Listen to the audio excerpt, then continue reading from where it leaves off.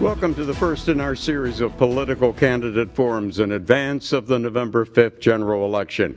This forum is a cooperative production of the League of Women Voters of Tallahassee, the Tallahassee Democrat, and WFSU Public Media. Our candidates today are running for Florida's State House 8 seat. I'm Tom Flanagan from WFSU Public Media. I'm joined by James Call from the Tallahassee Democrat and Danielle Irwin from the League of Women Voters of Tallahassee. We'll be questioning the candidates on various topics of interest to the voting public. The candidates for the Florida State House District 8 seat, sitting left to right, are Democrat Gallop P. Franklin, the incumbent in this race, and Republican Grace Glass. Reminder for those who are watching us on social media, please hit the share button and help all your friends see today's discussion live. For those at home, here's how the forums will work. We'll rotate which candidate gets to answer first.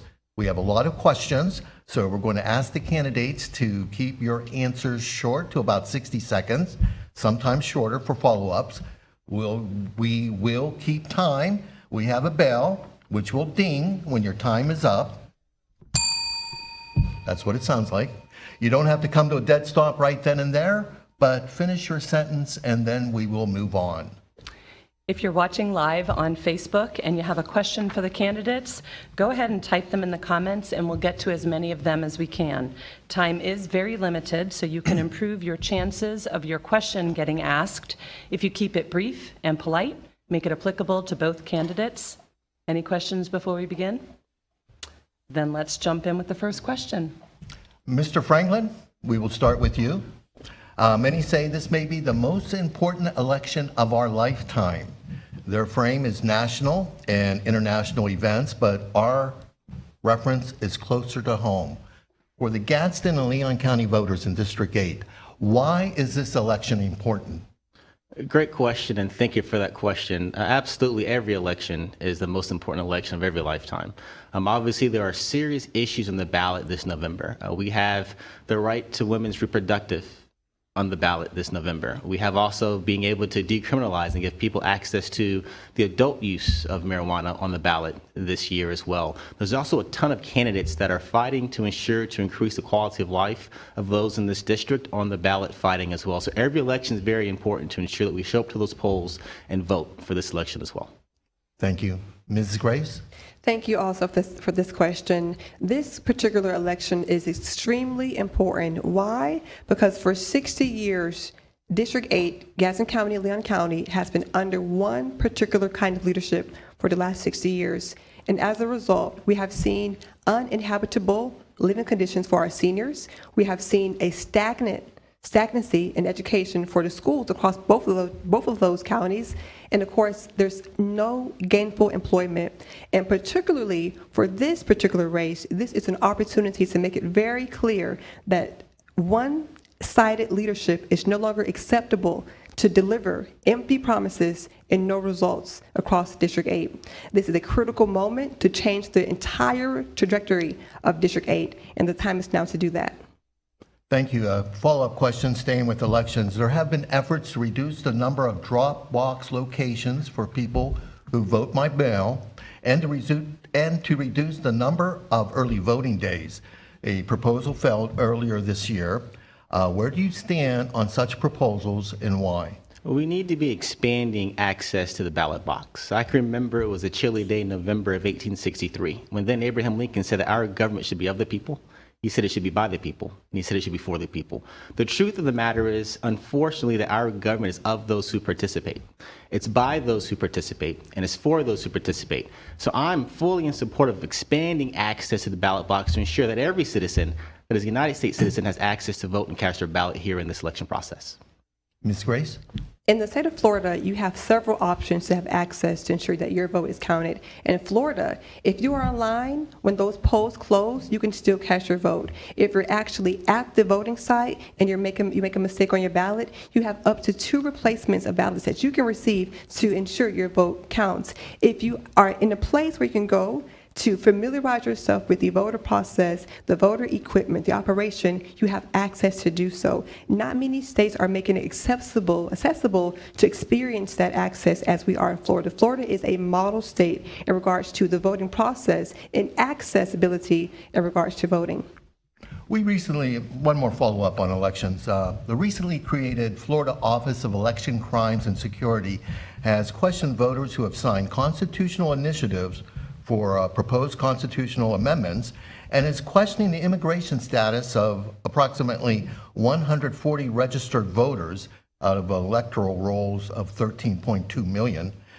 Is the office functioning in the public's best interests? But let's be honest, when it comes to election fraud, it's very, very minimal. There's really not much that can be found in any place here in the state of Florida. So any type of act where we're trying to essentially scare folks from going to the polls and voting, that should not be allowed. Ms. Grace? Okay, so across Florida, there has been several cases of fraudulent activity when it comes to voting, whether it be ballot harvesting, whether it be using UPS or the UPS system to negotiate votes and ballots. It has been evident that there is fraudulent activity happening, not just across Florida, but across the entire state that happens. But in Florida, there's only three kind of categories of people who cannot vote in the state of Florida. One, if you are not a legal citizen of Florida, you cannot vote. If you are a convicted felon, you cannot vote. If you are mentally incapable, you can't vote. Unless those two are restored, then you can vote. So again, we have made voting completely accessible. The process is open to anyone. Fraudulent activities, they take place, but our state is strong to ensure that our elections are secure. A new topic, and this is one that is never of any great conflict or controversy. It's guns. And if we could start with you, Ms. Glass, and then we'll give Mr. Franklin an opportunity to also respond. According to the Gun Violence Archive, there were 25 mass shootings in Florida in the first 9 months of this year. In your view, what can be done to reduce gun violence in Florida? Ms. Glass, you have 60 seconds. Thank you. One of the ways we want to reduce gun violence is to ensure that we follow protocol. In Tallahassee, there's a campaign called Lock Your Doors. Every day at 9 p.m., the Leon County Sheriff Department placed a large alert, both by text message and on Facebook posts, reminding the citizens to lock your doors. It is statistically proven that criminals who utilize guns for violence, whether it's armed robberies or violent crimes, they've been associated with being stolen out of a car. So if we continue as law-abiding citizens to do our part, the criminals, by God's grace, will do theirs. But more particularly, we have to ensure that we're following the laws and what we're supposed to be doing. If we have a campaign saying lock your doors, lock your car doors. Most of the crimes that are connected to violent crimes and robberies are from guns that have been stolen out of vehicles. So Tallahassee in particular is making strong efforts to reduce that, and the campaign is effective. Your thoughts, Mr. Franklin, please. I believe in the Second Amendment right, where law-abiding citizens should have access to weapons to protect themselves and their families. But in reference to gun violence, we have to have a multi-pronged approach. Obviously, one is addressing mental health. One thing that we did work hard in the legislature about 2 years ago is increasing the reimbursement rates for Medicaid in reference to mental health counselors. So psychiatrists, we're trying to ensure there's more funding for that happening in mental health too. As you know, in Gaston County as well as this region, we got additional funding for additional beds and helping to fund mental health organizations to ensure they can help bring the mental health space to be more stable in this region. In addition to that, we have to use technology, looking at how do we make investments in technology so that criminals cannot access weapons. One of those is biometrics. Obviously, if you pick up my phone, you can't open it because it does not match maybe your eyes or maybe your finger. So ensuring that we have biometrics evolved in a way where only those who purchase the weapon are able to use the weapons, another way to keep guns out of the hands of criminals. In addition to that, we definitely like to address poverty. Obviously, when you are in poverty, sometimes desperate times will cause for desperate measures. So we do want to ensure that we can address poverty rates in the region as well. Very good. Mr. Franklin, while we're with you, a follow-up, please. If Florida does not require a background checks for handgun purchases at point of sale, as it does not, it also does not prohibit the sale of assault-style weapons, nor require handguns to have child-proofing attached to them. So what is your position on these regulations? 60 seconds, please. Yeah, for sure. We need to invest in the technology to ensure that weapons can have biometrics and child-safe locks so that they aren't being able to be fired accidentally or by criminals. In addition to that, you did mention, obviously, we need to ensure, what was the other part of the question you said? I'm sorry. We have handgun purchases at point of sale. Background checks. Background checks We need background checks on all firearms. As you know, there's a loophole. If I go and make a gun in my yard and I sell it to the next person next to me, there's no background check that happens. So we need to close the loopholes of background checks and ensure that every weapon that's ever purchased from any individual business have background checks as well. And of course, the type of weapons that end up on in Afghanistan and in the Iraqi war, right, or wars throughout the entire in Ukraine or Russia, we need to ensure that those kind of weapons are obviously not in the hands of everyday citizens without extensive and more extensive background checks for them to have those kind of weapons at home. Okay, Ms. Glass, your take, please. Two things I want to bring up. When it comes to Floridians should know and confidently exercise the fullness of the U.S. Constitution, of course, regarding also bearing your rights. Now, guns don't kill people. It's criminals who have the intention to harm honest and law-abiding citizens.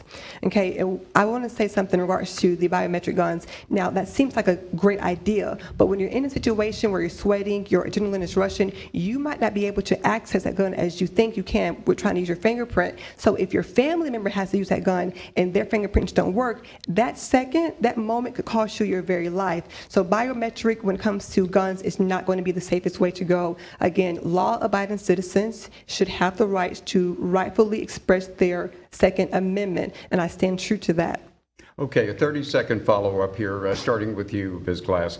A federal appeals court is now in the process of looking at the constitutionality of Florida's minimum age requirement of 21 to buy rifles and long guns. Now, if the court strikes down that prohibition, how do you propose restricting teenagers' access to these kinds of weapons? If young children as young as 18 years old can enlist in the Army, then they should have access to what is rightful, what is lawful, what is their U.S. Constitution. At 18 years old, you can get a tattoo, you can donate blood. How much more to protect yourself? Those 18 years old who want to carry a long gun, as you call it, most of them are interested in hunting, not so much as with the intent, again, to harm or to harm any of our citizens here across Florida or any part of the country. Okay, Mr. Franklin, your turn. No, good question. If you can remember, back, I believe 2018 there was a catastrophe that happened down in South Florida with a large shooting. And after that, the legislature responded by increasing the age here in Florida for the handguns to be 21 years old to purchase. Obviously, in last session before that, there's been a lot of debate around trying to lower that age. What you just mentioned would be something that would happen at the court levels. And obviously, if they deem something unconstitutional, they're the ones that interpret the law. And so what we can always do is continue to file laws and bills to try to ensure we can protect folks and make sure that people are of the correct age and the correct mental capacity to own handguns and long guns here in the state of Florida. One final follow-up, if we may, starting with you, Mr. Franklin. In Florida, college and university campuses are gun-free zones. Representative Randy Fine said that he would introduce legislation this coming session to repeal the gun-free designation, and that would allow people to carry concealed weapons on campus. How would you vote on such a proposal and why? 45 seconds. Yeah, I have not seen the legislation. I've just heard the idea of it. Based on the current idea, I do not support guns and weapons on campus by students that do go there. Of course, we do have police, university police, that do a great job and are well trained and to protect. And so I don't, in this moment, based on the comments you made, I don't support having guns on either university campuses or even school campuses K through 12. Thank you. Ms. Glass. I think resource officers do a great job at defending the students and the staff of universities. I believe that comment came from Randy Fine in regards to what was happening across universities across the country in regards to the protests happening on those campuses. So I understand there needs to be protection for the students who are experiencing being locked down in the library or not being able to get to their cars or to their dormitories. So I understand the need for protection and defense. I don't know if I'll go that far to say that students can carry their own guns on campus, but I will indeed say that security is doing their job and it needs to be enforced. I would say more security on college campuses, especially during high intensity and conversations and debates and the protests and everything. In times of that, there should absolutely be enforced security. Well, that question segues nicely to our next topic, which is education. And Mr. Franklin, we're going to begin with you. The Florida Constitution requires the state to establish a high-quality system of free public schools that allows students to obtain a high-quality education. Yet the National Assessment of Education Progress shows students continue to struggle. Is Florida public education adequately funded to meet the constitutional mandate of high quality? You have 60 seconds to answer. Great question. Thank you for that question. I truly believe that education is the cornerstone to social mobility.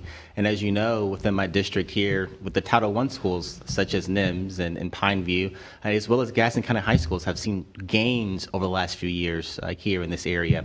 And so I do not believe we are funding public education enough. I believe we need another $2.5 billion per year over the next 5 years. We are losing teachers, veteran teachers, to just Georgia, right down the street, right? As you know, Georgia's maybe 40 minutes from this place we are today.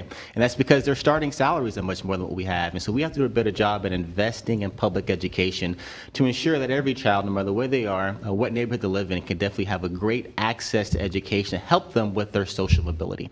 Great question. Thank you for that question.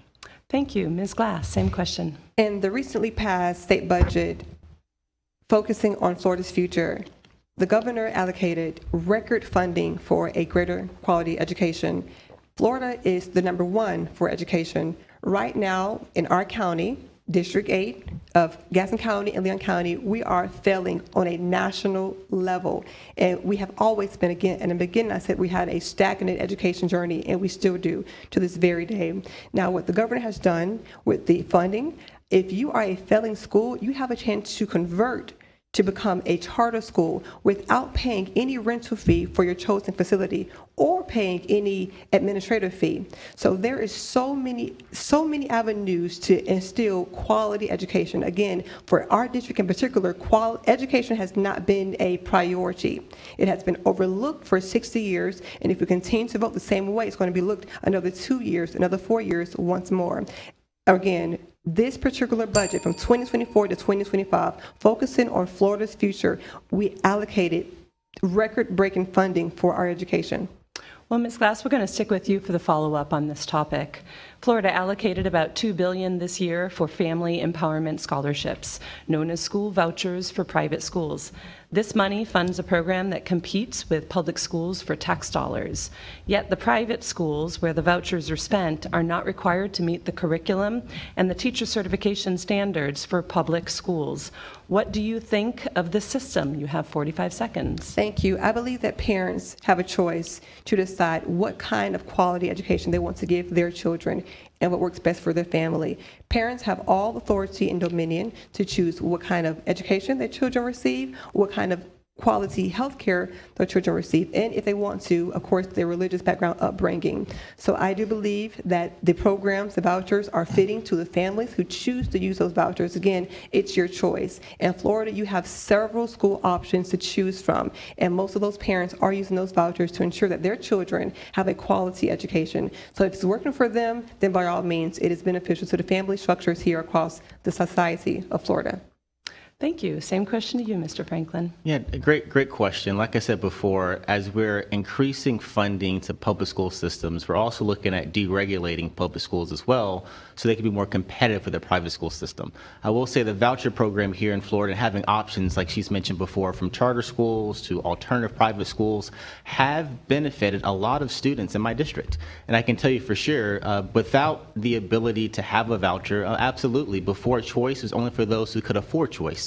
I'm not a full supporter of obviously the universal vouchers when you start talking about people who are super wealthy and billionaires having access to it, but I do fully support vouchers in a limited way when it comes to those who can afford it and someone who obviously don't have the means. Maybe mom works for Publix overnight, dad might work for the state, and private school is expensive. How do you have access to that? So what we have to do is stop pitting them against each other and ensure that we're fully funding public schools and paying teachers well as giving people options to do what's well for their families too. Okay, thank you. So one final follow-up on this topic, and Mr. Franklin, we'll start with you. In 45 seconds, please respond to this. Last year, lawmakers banned diversity, equity, and inclusion programs and mandated that tenure for professors be reviewed every 5 years with no appeal process. Faculty protests the measure impacts academic independence and integrity. Do the provisions of the 2023 House Bill 999 need to be reconsidered? Yeah, absolutely. I would say reconsider. I voted against that bill in the House when it was on the floor, fully in committee as well, so I don't support the HB 999. Obviously, as the state of Florida, it's important for us to maintain our ability to be at the top. We're one of the best systems in the entire country as a state university system of Florida. And so we saw applications decline. We see now professors leaving Florida because they feel like they're being restricted, and more so politics is entering the classroom too oftentimes. And so obviously that's really what HB 999 happened, right? Diversity, equity, inclusion is more so about giving people an opportunity to be successful. And how do you approach that in a way where obviously when you're applying for a job, we're not saying to hire someone that's not the best at the job. We're saying to hire someone that's the best, but also consider other applicants as well. And so in order for that to happen, obviously, if we were talking about the difference between the best person always getting the job and someone getting it just because they know someone because they grew up with them, is a whole different conversation to have. Okay, thank you. Is it Ms. Grace? Oh, excuse me, Ms. Grace. Yes, I'd like to hear from you, please. 45 seconds. Could you please repeat the question? Sure. Last year, lawmakers banned diversity, equity, and inclusion programs and mandated that tenure for professors be reviewed every 5 years with no appeal process. Faculty protests the measure impacts academic independence and integrity. Do the provisions of the 2023 House Bill 999 need to be reconsidered? House Bill 999 prioritizes on ensuring that we have quality educators, quality professionals, and professors in universities. So your job is to ensure that the students that you're learning, teaching, that you're giving them the academic excellence they need. That's our only priority as educators. Work that field out, okay? You are to look at the students, see their academic excellence, their gifts, and their weaknesses. As an educator, as a professor, that's your sole job to do. Anything beyond that is stepping the line, is completely stepping the line. Our priority in House Bill 999 is quality education first. If we truly want to preserve Florida and our nation, we need to give quality education where it rightfully belongs, and that bill does just that. Thank you. Let's talk about the proposed constitutional amendments. Ms. Grace, you'll go first this time. New York Times poll this week finds that the proposed amendment to limit government interference with abortion is falling short of the needed 60% of the vote to be implemented. Where do you stand on Amendment 4? Do you support the proposal? And what role should the legislature take if the amendment passes or fails? All of us have one creator, okay? All of us were created by God. Amendment 4 does not define viability. It does not define healthcare providers. It does not give you permission to even give your child consent to have an abortion. Out of all the medical procedures across that's even possible, this one particular amendment is giving access for minors to have an abortion without their parents' consent. That's going a bit far, too far, if you ask me. My stance on that is, as Floridians, we are a pro-family state. Beyond just tax-free baby items, even our adoption regulations have shifted within the summer. Now, any person who wants to adopt, if you are a healthcare practitioner, a tax collector, a state employee, there's an incentive, a financial incentive. You can receive up to $10,000 to $25,000 if you were to receive a child that was difficult to place in a home. So Florida is a pro-family state. I support that, and will continue to support Florida being a pro-family state. Thank you. Mr. Franklin? A good question. This past session in 2023, when the 6-week ban passed, I debated against it on the floor, voted against it as well. Florida, we've gone too far when it comes to the abortion ban. Right now, 6 weeks. 6 weeks is the limit in order to be able to have an abortion. When it comes to the amendment on the ballot, I am going to vote for it. And obviously, to your point, after that, we can set up definitions and to ensure that abortions are happening in a safe way. I believe that that's between a woman, her doctor, and her God. And government has no role within that space when it comes to the abortion place. Mr. Franklin, let's stay with you with Amendment 3. What are your thoughts on the recreational marijuana amendment? Will you be voting for it? Why or why not? Great question. I'm going to be voting for Amendment 3, which is the adult use of marijuana. As you know, since the mid-90s, at one point in time, marijuana was criminalized in a way that put a lot of people behind bars who really weren't violent criminals. And so this is a step towards decriminalization of marijuana. Obviously, I've never smoked it. I don't smoke marijuana. I'm not a participant in that in any type of way. But I do support people having access to drugs that actually aren't laced with fentanyl. Obviously, as you know, there's a lot of folks who are now getting marijuana that could be laced with fentanyl that's also killing them too. So this is a way to bring regulatory oversight to that space to ensure that no one can pass away from those kind of situations. Ms. Grace? Thank you. Now, medical marijuana has the bipartisan support of both Democrats and Republicans. But 4 years ago, in 2020, the Florida Sheriff Association found that 25% of drivers involved in fatal car accidents all came out to be positive for marijuana in their system. Marijuana, the use of it, would not be a benefit to the society of Florida. And furthermore, in Amendment 3, that particular amendment is only going to benefit those large producers of marijuana. True Leaf and Curaleaf is not going to profit Florida as a whole, as most individuals think. Most individuals think that, oh, I can now grow it in my backyard. That is not going to be the case. Amendment 3 passing will be a detriment to Florida. Thank you. I got one more follow-up on the constitutional amendment, and we'll stay with you, Ms. Grace. And it's about the state of Florida's involvement in the discussions or the debate with Amendment 3 and Amendment 4. What do you think of the governor's role in fighting these amendments and marshaling state agencies against them? The governor's stance has been supportive. Again, Florida is a pro-family state. If it's going to profit the family for their success, for stability, economically, educationally, and intellectually, then we're going to go forward. Florida's families are meant to be healthy, happy, and helpful to the society. So the governor's stance, his leadership has been strong on Amendment 3 and 4, and I'm in line with him in regards to those both, and he's doing a great job to ensure that we have what we need to address those concerns as they arise. Mr. Franklin? As public servants, we get elected to serve the people of the state of Florida.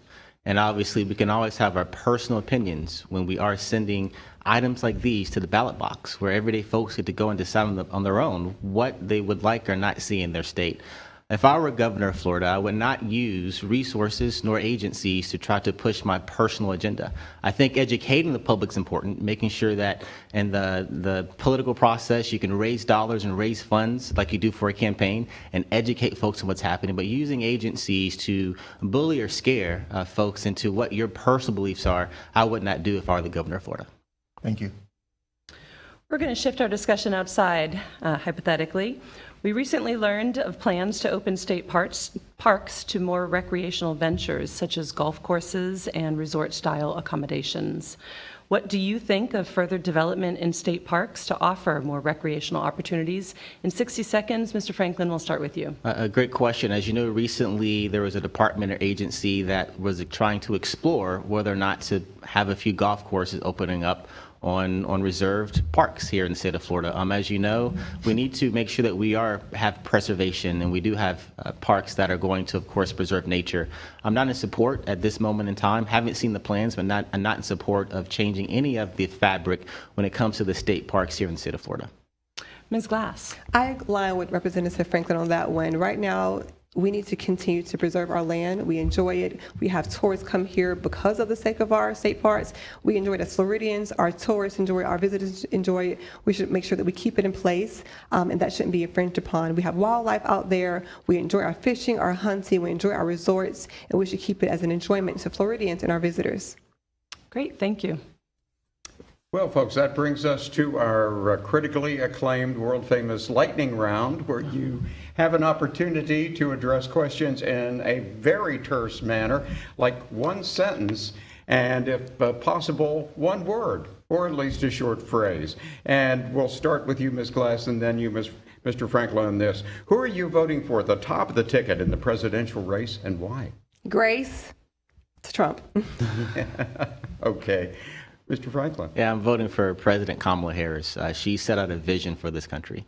She is truly looking at how to make housing more affordable, how to grow the economy, and she has a very aggressive plan on her international relations as well. So I'm a proud voter of Kamala Harris. Okay, and you, Mr. Franklin, do you believe Joe Biden won the presidency in a fair election in 2020? And what is your confidence in this year's election? I have full confidence in the election process here in the United States of America. Like I said before, there's very few times where in my lifetime, for sure, I've ever seen a scenario where the outcome was changed because of some type of fraudulent activity outside of 2000 with the butterfly ballots, right? If you remember that here in Florida, you had the butterfly ballots. But outside of that, the elections have been fair.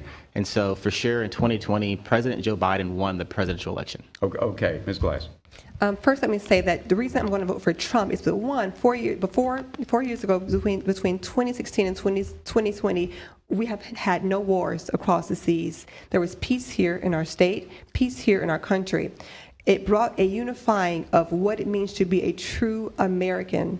And he has done it before, and he's going to do it again, bringing back a stronger economy, placing America, because it isn't just about us as an individual, placing America back on its global stage as leaders of the free world. Over the last 4 years, under the Biden-Harris administration, we have lost respect, we have been weakened, we have failed the American people, and that cannot happen the next 4 years. Okay, well, let's talk here about, again, your confidence in this year's election, and did former President Trump get defeated in 2020?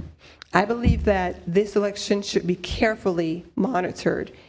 There was some scrutiny, fraudulent activities that happened in 2020, and they should not be repeated in the 2024 election. So I am encouraging poll workers, poll watchers, get informed and get active on the polls. Fraudulent activities happen. We can't act as if we have a saint-made, fully secured election cycle, election process. We don't in America. Our election is always evolving, always trying to figure out what's beneficial for America. So we need to ensure that we're having a secure election. I do not believe that our elections are fully secure within this country. Okay, and staying with you for just a second, if you could immediately enact a Florida law about elections or anything else, what would it be? One of the laws I want to enact is across the country, and now particularly in District 8, we have more than 200 churches in District 8. And across our country, we have seen active shooters running into churches. I am a strong component of faith. There are several faith communities across District 8 that need to be protected. Their pastors, rabbis, synagogue, churches, religious leaders are not defended enough, and not many politicians are speaking up for their defense. One of the laws I want to enact is to ensure that religious leaders, their congregants, are safe to worship in peace on Sunday mornings. All right, Mr. Franklin. I think your question was around an election law, correct? Well, it could be election, Anything. it could be anything else, and that was Yes. fine. So when you talked about an election law, I truly believe we need to expand access to the ballot box. As a kid, I always wondered, if I was born here and a U.S. citizen, why do I have to register to vote? There should be a database that knows if I was a criminal at some point in time. There should be a database that tells you what your age is and if you're eligible to vote, right? And so I believe that we should do all the things we can do to expand the ability to vote. I also wonder why elections are on Tuesday. Obviously, hardworking folks, it's hard to get off on a Tuesday. And so then, yeah, we do have voting that happens, early voting, that might be just 1 week, right? Sometimes two. And so I do believe we need to expand access to the ballot boxes. In my opinion, for our democracy to work, we have to make sure as many people as possible are involved and engaged in the process. Okay, and conversely, Mr. Franklin, is there a Florida law that you would vote to invalidate? Right off the top of your head. Yeah, for sure. The abortion ban at 6 weeks, before that it was at 15. So if I could just invalidate the 6-week ban, would absolutely do that tomorrow. Okay, Ms. Glass, what would you invalidate if you could? I would invalidate the law in regards to what could possibly become a reality coming up this election cycle with Amendment 4 passing. I'm ready to fight against that particular bill if it was to pass. But currently in place, I believe we have pretty strong laws in place. I think over the last 8 years, we've had a strong economy, a strong educational force. We're really in a strong direction for Florida, continuing to be the #1 spot in education and the economy. We're in a pretty good spot. So there's no law that comes to mind right now that I would invalidate. I would just want to continue to evolve and improve on the existing laws across Florida. Okay, and finally, from the political to the personal here, Ms. Glass, what do you consider to be your biggest single contribution to the community? My dedication to children and families. Back home in Brevard County, I was awarded with being the most dedicated in the youth crisis shelter called Crosswinds in Florida. I was dedicated to the children, to the families. I experienced so many children who came from abused home, drug addict households, just like the families across District 8 that are riddled with those kind of backgrounds. So me pouring out my heart to mothers, to fathers, to children have always been my greatest joy to do, and I will continue to do that for the families across District 8. Mr. Franklin, same question, please. A great question. There's so many things we do every day to ensure that we can increase the quality of life of those we care about here in Leon and Gaston County. I can talk about the times as a professor, helping students to realize their dreams of becoming pharmacists. I can talk about times as a pharmacist at the hospital, really being there in times of need where people are making tough decisions at the crossroads of life and death, and me being able to help them through that and to them to become healthy again. I could talk about times as a state representative, bringing home record funding to the district. As you know, we're building a new public school in Gaston County, $65 million. In addition to that, we support youth support organizations. AMI Kids have gotten about $1.1 million. Boys and Girls Club, $3.6 million. Building a new Boys and Girls Club as well. So we invest in youth support organizations. I'm also the founder of a local nonprofit called Distinguished Young Gentlemen of America back in 2009. I serve on different boards, such as the Boy Scouts as well. And so my work here in this community, my entire life has been about helping everyday folks every day. And so when I wake up every day, I think about how can I do and what can I do to just help people. Thank you for that question. Thank you. Mr. Franklin, let's stay with you, and this is a difficult question given the times. Florida was in a property insurance crisis before this hurricane season, and we can only imagine where it will be by year's end. Do you think it's okay that government-owned, taxpayer-funded Citizens Property Insurance Company carries more policies on more Florida homes than any other insurer? The challenge with that, as you know, when Citizens has the majority or the bulk of policies, that also means that the state of Florida and all the policy holders are on the hook. And so we have to look at trying to expand the risk portfolio. That just means essentially, that's another challenge we have too. We have a lot of companies here in Florida that are regional companies without a lot of national business, business in Oregon or California or Texas or Michigan. And so we have to make sure we're spreading the risk. And as you know, Citizens only has insured companies or insurers who are typically near the coast and those who can't find insurance. So that is a challenge here in Florida. Obviously, it's where we are when it comes to the marketplace. The only other option is for everyday folks to pay a ton of money into the private sector. And so Citizens is playing a role to try to keep insurance as affordable as possible, or for those who can't even get insurance. But it does cause a lot of risks for our taxpayers here in Florida. Ms. Grace? And could you please repeat the question? Okay, is it okay that the government-owned, taxpayer-funded Citizens Property Insurance Corporation insures more Florida homes than any private insurer? I think our response to that is to ensure that Floridians are being completely cared for and made a top priority. Right now, we have insurance companies leaving Florida because of all the different hurricanes coming to our area. So right now, again, Florida should be a priority when it comes to guarding our homes, ensuring that accountability is in place for homeowners. The governor, once more, the legislature has passed record funding to ensure that accountability is in place for homeowners, ensuring that insurers can compete with markets, ensuring that they have the opportunity to choose between what is the best particular measurements for them to have their home insured. Again, when it comes to the focus on the Florida budget, they allocated several of millions of dollars to ensure that Florida homeowners are secure if their home was to experience a natural disaster. Thank you. Ms. Grace, let's stay with you. We also have an affordable housing crisis in Florida. The legislature's response has been made to make more money available to build multifamily units and developments.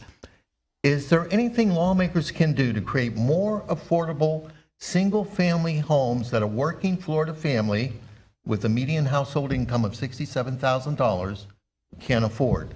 60 seconds. Yes, thank you. I think that the Big Bend Habitat for Humanity are working very well with communities, especially like those in Gaston County and Leon County, to ensure that single home families have access to a brand new home. I believe that sitting down with Leon County and Gaston County stakeholders, investors and developers, by attracting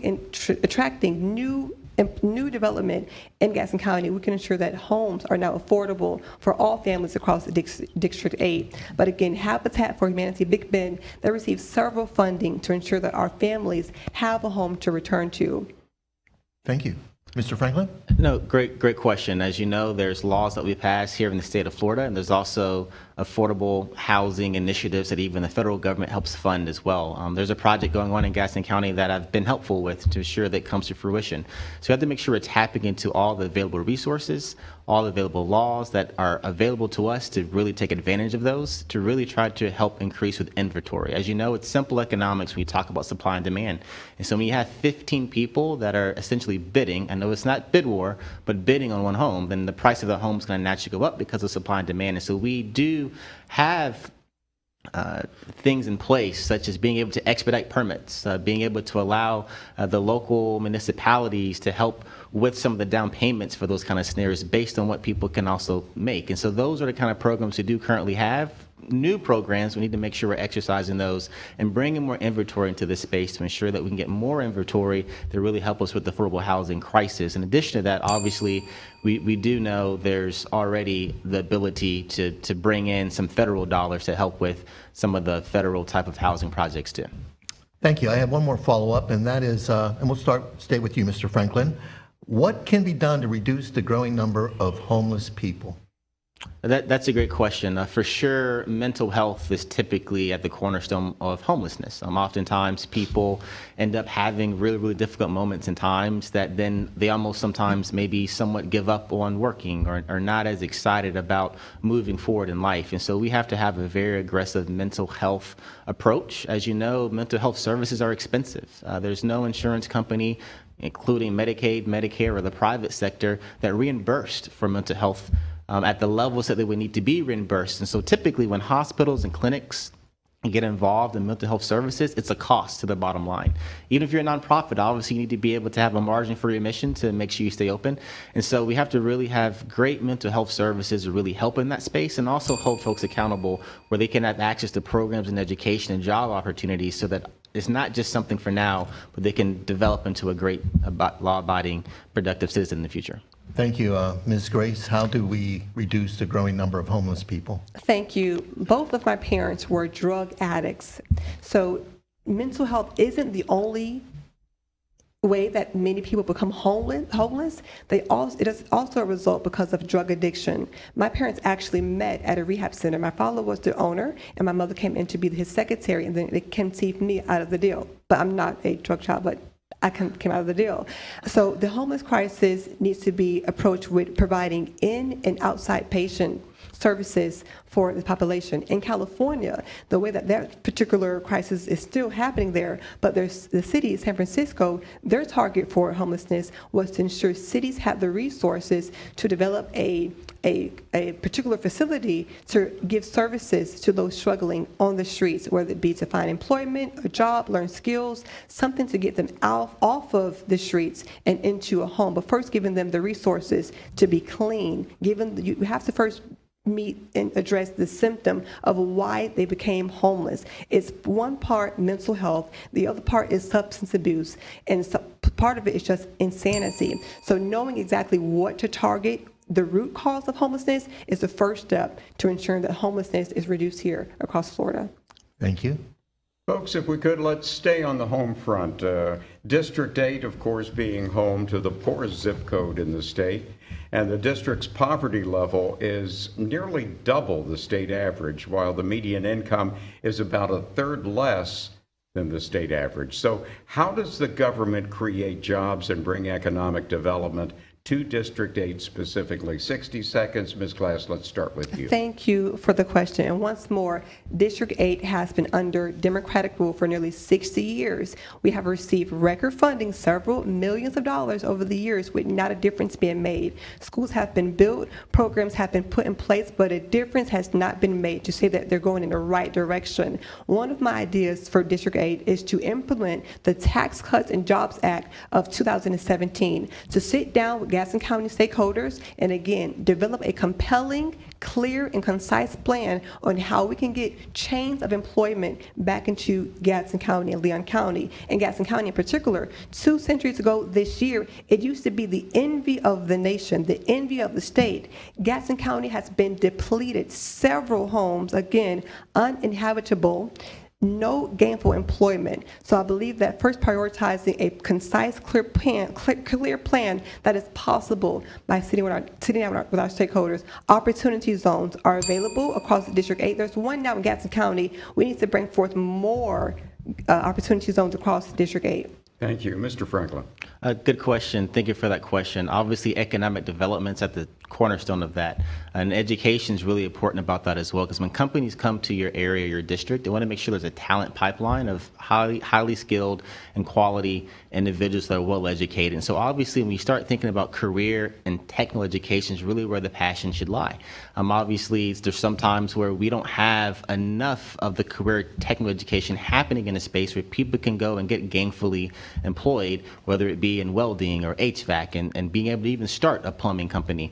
In addition to that, obviously, we have to make sure that we look at how do we keep money in people's pockets. Obviously, sometimes it's hard to go work for minimum wage, and you get your check, and it's almost a third already gone because of the taxes. And so what I want to try to implement at some point in time is like a working people tax credit, where if you're working 2 and 3 jobs, the only tax I think you should pay is on that first full-time job, but that second and third job, you should be able to walk home and be able to get some type of tax credit back to say, hey, you're working so hard, it's ensure that you can keep some of those dollars in your pocket. So economic development, diversifying our economy, going and bringing in companies, obviously making sure you have an educated workforce, and then also looking at how do we ensure people can keep taxes in their pocket when they're working families. Thank you, sir. And we'll stick with you for another 30 seconds if we might. Florida is a diverse state, of course, very wealthy in some sections, very poor in others. And what skills would you identify that you possess that would enable you to successfully bring diverse groups together and be an effective advocate for District 8? Yeah, thank you so much. That's what we've done the last 2 years. We brought together so many different stakeholders from different sides of the aisle, Republicans and Democrats, to get bills passed and to bring money home. We have a very diverse background from healthcare space, business, I also have an MBA. Obviously, I'm also an educator, and I also do real estate investments my own self, too, between here and Jacksonville. And so those different experiences in life, growing up doing karate or gymnastics, playing the violin. At one point, I was a gymnast as well, and so I can say for sure, when I was able to get bills passed that I sponsored, such as increasing access to health care, it really, really benefited us to be able to bring folks together to move the needle forward. Very fine. Ms. Glass. For several years, I have been a part of international ministries, and here locally, I've been a part of Sister City Beth Shemesh in regards to Israel. So for years, I've always communicated with people outside of my race and outside of my sector of industry and work. So it's a matter of communication. It's a matter of coming together for one common cause that brings us together to move the people forward. So a diversity workforce is encouraged. I've done it many times. I even call myself a specialist in international relations and communication. So having one goal in mind and everybody understanding that plan is open to diversity across the board. One final question for both of you, if we might hear 45 seconds for it. What bills would you like to file for the 2025 legislative session that would specifically benefit the district? Ms. Glass? Again, my number one bill I would like to do is to ensure first that the churches across District 8 are secure, because faith for most of these communities are all they have. They don't have gainful employment. They don't have a quality education. As much as we have said it's going to come or we're aiming towards it, it's not presently there. To ensure their pastors, their congregations are safe and that they can worship in peace is my top priority. There are so many other things that will come into place. I've spoke to many voters who express their same issues and same concerns in regards to violence, jobs, and education. And with me, it's coming. But their greatest hope is holding on to their faith. I have seen the streets of Chattahoochee, Havana, Greensboro. The people are hurting, and their only hope, again, is their faith. They trust their pastors. So if their pastors are feeling secure and safe, and they are feeling safe, their expression of worship is priority, and all things else begin to align from there. Okay, Mr. Franklin, what are you putting in the hopper? Yeah, mine's an economic development bill that creates these investment zones where you can use local taxes to try to create incentives to bring companies into the district. And so obviously you can create incentives such as not making them pay property taxes, create incentives by helping to apply some dollars towards the manufacturing plant they might want to bring to the area. And so looking at a way that we can diversify the economy and bring talent here, bring companies here. In addition to that, making sure within that bill there's also access to capital for current small businesses who are trying to grow in the district or even start.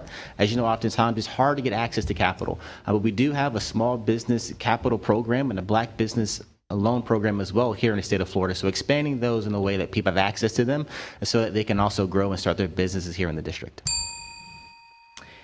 Well, we're tired. We've been asking all the questions, so now it's your turn to ask each other a question. So Gallop Franklin, we're going to allow you the opportunity first to ask Ms. Glass a question, and Ms. Glass, you will have 60 seconds to respond. Sure. So, Ms. Glass, one question. I hear you keep mentioning that the district is under a Democratic rule, but the state of Florida has been under Republican rule for the last 20, 25 years. And so it's kind of confusing when you do mention that it's been under Democratic rule at the state level. All the things that the Democrats are able to do in the district have to be approved for and almost done with in concordance with the Republican Party. Okay, let me clear that up for you. Thank you for that question, Mr. Franklin. So District 8 has been under, again, failed Democratic rule for 60 years. That means that whoever has been representing the people in District 8 has been misrepresenting the people. If District 8 has been failing for 60 years, again, no set path for education, the economy, that means who's ever representing the district in that Florida legislature, they're missing it. It isn't so much as the House or the state that's been run for 25 years from the top. It's the person who's representing the people. Representatives are supposed to be the voice for the people. You take their concerns, their ideas, and you make a difference. So whatever you're representing is what the House will allow, is what they're going to approve. So it's the person. It isn't the state. It isn't the one legislator. It's the individual who's setting up their own priorities when they get to the legislator. Even for yourself, you have on your website, you're for funding for the state and funding for housing, but the bills you passed when you were a legislator were all in regards to a one-sided particular group. That was one for veterans, which is fine, and then there were two bills you passed that were all about HIV prevention for one set of a group. That shows that you're disconnected to the community, very disconnected from the community of what's really happening in Gaston County and Leon County. You will now have an opportunity to ask your opponent a question. 60 seconds for the response. A big thing of my life is faith, and I know that you also say that you are a Christian. And I want to understand, how is it that as a Christian that you can support the abortion of even a child at 6 weeks? That's a great question. As I lead my life, I think about Jesus. And Jesus gives us the ability to have will. And so in my mind, if Jesus does not control us, if Jesus does not decide to judge us on this earth, but after this earth, who am I to put my personal beliefs on someone else? And so I do believe that, once again, abortion is between the doctor, the mother, and her God. And I don't believe that government plays a role in mandating what a woman should do with her body. Now, I don't support at all late-term abortion. So you're talking about abortions at 7, 8 months. I'm not there at all. But when it comes to 7 weeks, 8 weeks, and 9 weeks, 10 weeks, 11, I can keep going. I absolutely do. And it's my belief, just as Jesus has done and given me the ability to make decisions with free will, I actually model myself after him because he's also my hero. Thank you for that question. Let me just allow a reminder to us all today. John 10:10, and this is the words of Jesus. The thief comes to kill, steal, and to destroy, but I, Jesus, have come to give life and to give life abundantly. With that rebuttal, I think we owe Mr. Gallop, Mr. Franklin, an opportunity to respond. Yeah, absolutely. And I'm going to respond to the question I asked her to keep it fair. So in the last 60 years, I've represented District 8 for the last 2. We brought home record funding for infrastructure, youth support programs, public education, and we also have healthcare bills we passed. We had a bill that expanded Medicaid in a way that now APRNs and nurse practitioners are able to order home health services for Medicaid patients. We also help those who are permanently injured, those who served our countries and veterans to keep money in their pocket from property taxes. So we've worked very hard these last 2 years to do a whole lot. And so within that, I understand my opponent claims, I guess the last 60 years have been a challenge or struggle, but I can say for sure, the 2 years that I served in a dominated Republican environment, I've been successful to bring people together to get things done. Folks, that being said, let's give everyone 1 minute to have a closing statement that encapsulates your campaign and certainly your aspiration for the State House of Representatives, starting with you, Mr. Franklin. Thank you so much for that. The last 2 years, I want to say for sure, thanks District 8 for your confidence in me to serve as your state representative. And every day that I went into the Capitol, I woke up every single day thinking about how to increase the quality of life of District 8 and those that I love in the neighborhoods that I live in. And for sure, that's what we've done. We've gotten tons of bills passed in the healthcare space. We've helped keep money in people's pockets who are permanently injured or disabled during their times here serving the country overseas. In addition to that, we have been advocates for state employees. As you know, the last 2 years, we've had great state employee increases. We've now also expanded the retirement for state employees, where now it's 96 months for the DROP program, an additional 1%, now 4% during that time.